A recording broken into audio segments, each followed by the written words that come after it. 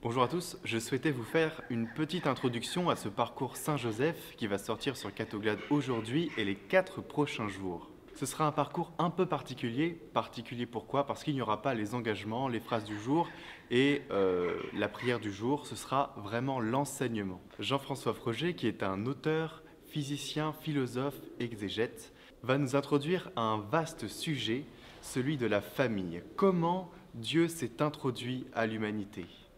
Il répondra aux questions suivantes à travers ces vidéos. Qui est Saint Joseph? Eh bien, vous allez découvrir que Saint Joseph est d'une lignée royale. Vous allez découvrir l'importance du mariage et de la structure de la famille à travers la figure paternelle de Saint Joseph. Pourquoi il fallait un père à Jésus, quoique fils de Dieu?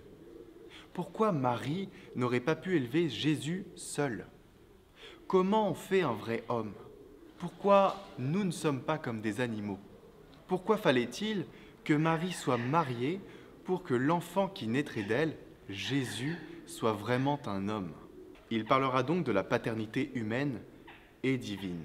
Jean-François Froger vous donnera le contexte de l'époque et le contexte divin aussi.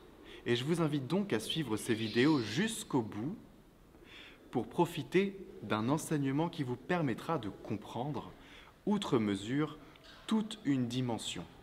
Je rappelle que les vidéos du parcours Saint-Joseph sont à la suite. Elles sont disponibles sur Catoglade Prière en individuel et une version complète sortira aussi dans quelques jours. Et je vous invite vraiment à faire ce parcours. Il est riche, vraiment riche en enseignements. Voilà, j'espère que vous en profiterez, que vous tirez vraiment beaucoup d'enseignements de ce parcours que nous avons trouvé, équipe Catoglade, vraiment très très riche. À très bientôt.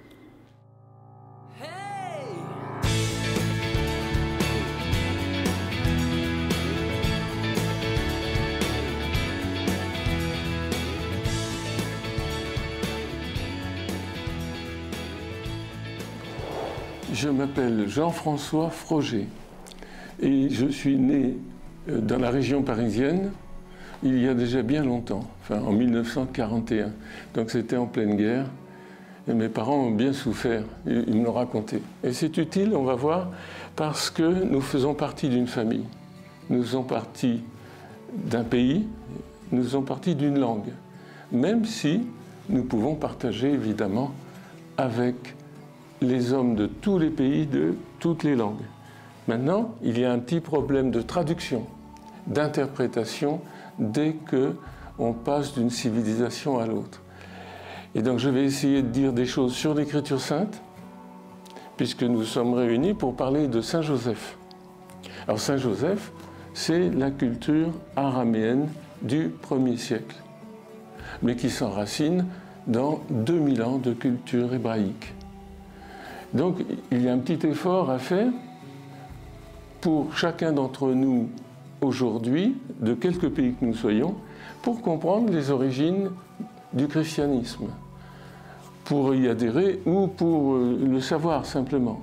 Parce que c'est un événement, l'apparition du Christ, qui a bouleversé le monde radicalement.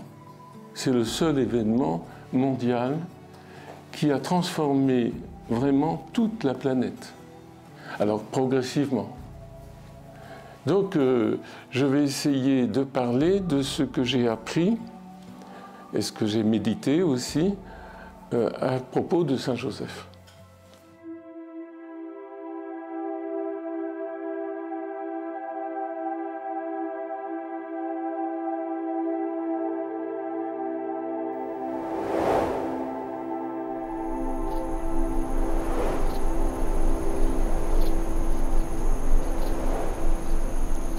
Nous voudrions découvrir la figure de Joseph, Saint Joseph. Alors, pourquoi est-il saint? Et comment a-t-il paru sur cette terre? Alors, il est de la famille royale de David, dans la lignée davidique. Mais la lignée davidique avait été exclue du pouvoir en Israël depuis 2 ou 3 siècles. Après les Asmonéens, l'invasion grecque, puis l'invasion romaine, il y avait donc à la tête du pays des gens qui n'étaient pas de la lignée de David. Autrement dit, pas dans la légitimité du royaume d'Israël. Alors c'est une chose très importante à comprendre, parce que Joseph, c'est le dernier témoin, dans une famille assez nombreuse quand même, de la lignée royale. Donc, même pauvre, même exilé, parce qu'il vit à Nazareth, qui est un lieu d'exil pour eux, puisque la famille est originaire de Bethléem, qui est à côté de Jérusalem, comme chacun sait. Et d'ailleurs, pour la naissance de Jésus, Joseph et Marie vont jusqu'à Bethléem pour se faire recenser par les Romains, parce qu'on se faisait recenser dans le pays de la lignée familiale. Alors, c'est un point important à comprendre, c'est que Joseph est dans la lignée davidique. La Vierge Marie aussi, mais indirectement. Et donc, ce qui va naître dans cette famille, Jésus, est un prince héritier. On ne voit jamais Jésus trop comme ça. C'est comme dans toutes les familles royales, on en a encore quelques-unes dans le monde. L'héritier, c'est quelque chose. Et donc, en Israël, à l'époque, on peut être très pauvre, mais être de la lignée royale. Ça signifie une chose très importante, c'est qu'on a une culture. Il est très éduqué, le Joseph, et Marie aussi. Donc, il se trouve qu'ils vont former un couple, et un couple un peu difficile à comprendre. Et c'est ça, par là, que nous allons commencer à comprendre Joseph. On le voit dans les évangiles, c'est eux qui nous en parlent, qui sont des documents historiques, peut-être pas 100% historiques, parce qu'ils ont un autre but que de raconter simplement l'histoire, mais de faire comprendre ce qui s'est passé. Donc, mais les événements qui sont racontés sont tout à fait vérifiables. Plusieurs d'entre eux sont vérifiables. Donc, il faut commencer par le commencement de cette famille qui se constitue par le mariage de la Vierge Marie, comme on le dit dans notre piété, Marie, et de Joseph. Et ce n'est pas un mariage tout à fait banal, parce que Marie avait été confiée dès sa jeunesse à l'éducation du temple. Alors, il faut savoir un peu ce que c'est que le temple de Jérusalem. C'est le lieu sacré par excellence, le lieu où on donne un culte à Dieu.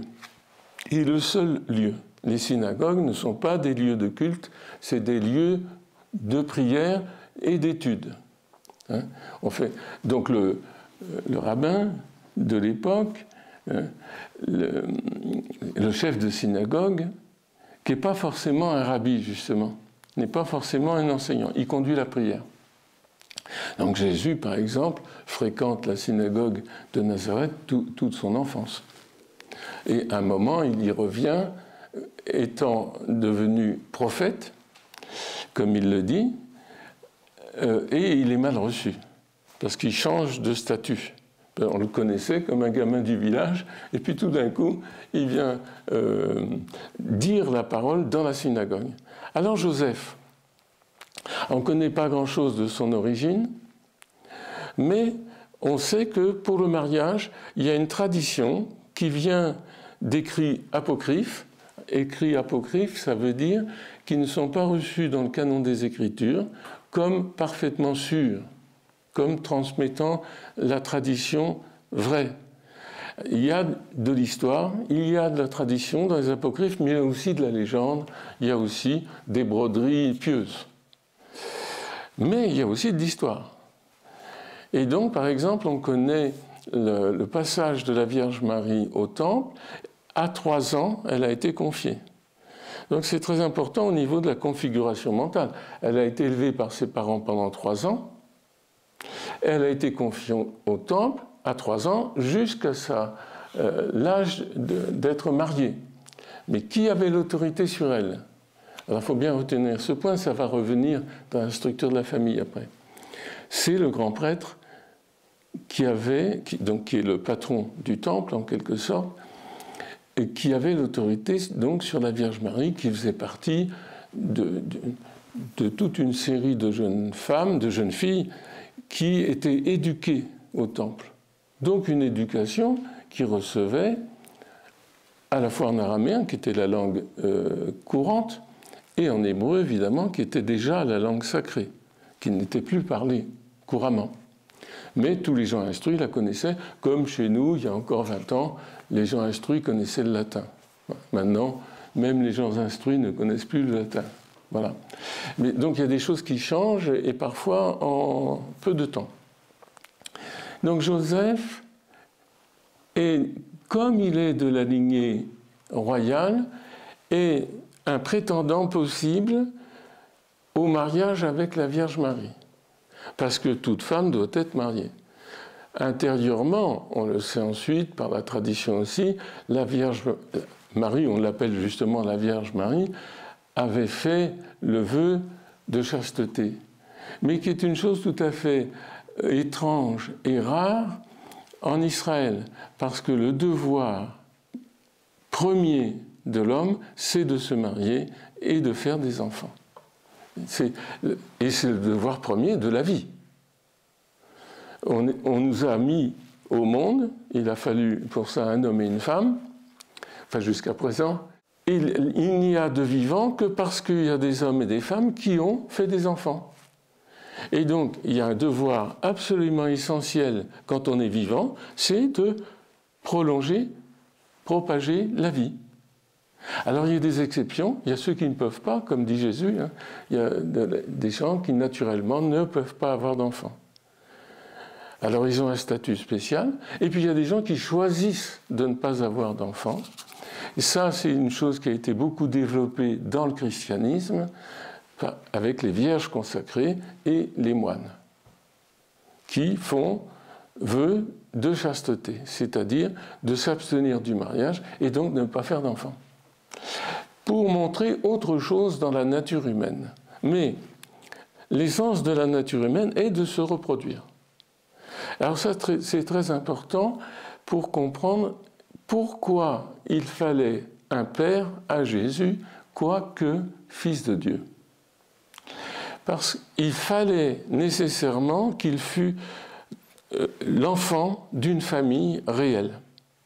Alors ce que je voudrais expliquer, c'est que le mariage de Marie et de Joseph est très important à comprendre. Même si la piété nous enseigne par ailleurs qu'ils sont restés chastes. Alors pourquoi la Vierge Marie aurait pu enfanter, puisque c'est un miracle, toute seule? Eh bien non. Pourquoi? La question c'est comment on fait de l'homme? Alors il fallait que le Verbe incarné fût un homme, un vrai homme, comme on dit dans la foi chrétienne, Jésus, vrai homme et vrai Dieu. Donc le mystère est profond, difficile à comprendre. Mais il fallait qu'il fût un vrai homme. Donc le problème, c'est comment on fait un vrai homme. Il ne suffit pas d'engendrer un enfant biologiquement. C'est tout à fait insuffisant. Parce qu'à ce moment-là, les animaux auxquels nous ressemblons font des petits, très bien, et au niveau biologique, c'est très très semblable. Un chien et une chienne font des petits chiots comme un homme et une femme font des petits enfants. Mais est-ce que c'est vrai? Alors, biologiquement, quasiment. Il n'y a pas de différence, en gros, chez les mammifères. Et même chez tous les êtres sexués, la reproduction se fait par la réunion d'un élément masculin, d'un élément féminin. Si ça suffisait pour faire un homme, à ce moment-là, l'humanité ne serait qu'une espèce animale parmi les autres, ce que d'aucuns essayent de faire croire aujourd'hui. Cela est fondamentalement faux et destructeur de l'humanité. Parce que justement, l'humanité ne peut pas se réduire à l'animalité. Si on peut faire un homme uniquement par une relation sexuelle féconde, parce qu'on appartient à une espèce, comme toutes les espèces se reproduisent, je fais remarquer que les hommes le savent en leur tréfonds, même si c'est nié aujourd'hui. Les petits loups, issus d'une louve et d'un loup mâle, formeraient une société, ce qui est presque vrai d'ailleurs, il y a des meutes, et il y aurait une nature des loups, parce qu'ici nous sommes dans un pays où il y a des loups, et il y aurait, non pas une humanité, il y aurait une lupanité, lupus hein, en latin. Mais il n'y a pas. Qu'est-ce qui fait que les hommes, quoi qu'ils aient un corps qui obéisse en partie à la biologie, mais pas seulement, qu'est-ce qui fait que nous sommes une humanité? Bien précisément, le fait qu'on peut observer en anthropologie que toutes les tribus de la Terre, depuis toujours, dans tous les pays du monde, ont eu des rituels d'alliance pour former une famille. Jamais un homme et une femme ne procréent par hasard et en dehors d'une institution, sauf aujourd'hui. Donc aujourd'hui, il y a un énorme problème dans l'humanité qui, de mon point de vue, est en train de se détruire. Sauf si nous nous réveillons, sauf si nous disons mais nous ne sommes pas des bêtes. Donc nous arrivons à ce problème délicat, difficile, mais auquel il faut mettre de l'intelligence et de l'information pour savoir qu'est-ce qui forme l'humanité. Et on va découvrir du coup pourquoi il fallait que Marie fût mariée pour que l'enfant qui naîtrait d'elle soit vraiment un homme.